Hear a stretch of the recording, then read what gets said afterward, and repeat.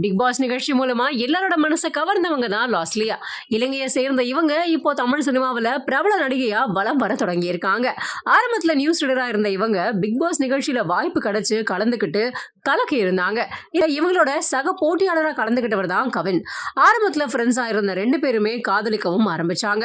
பல காரணங்களால இவங்க பாதிலேயே பிரேக்கப்பும் பண்ணிட்டாங்க. கவினோட மேரேஜ் அப்ப கூட லாஸ்லியா கலந்துக்கல அப்படிங்கிறதும் எல்லாருக்குமே தெரிஞ்ச விஷயம் தான்.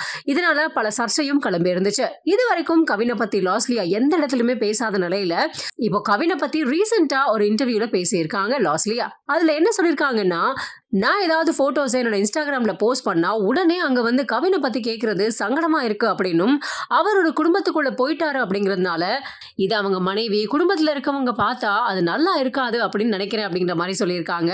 கவினை பத்தி தொடர்ந்து கேள்வி வந்ததால நான் வேண்டாம் போதும்னு சொல்லிட்டேன். நான் பேசுற விஷயம் இன்னொருத்தர் லைஃப்ல ஏதாவது பிரச்சனையை உருவாக்கும்னு எண்ணம் மட்டும் என் மனசுல ஓடிக்கிட்டே இருக்கும்னு மனம் திறந்து லாஸ்லியா பேசியிருக்காங்க.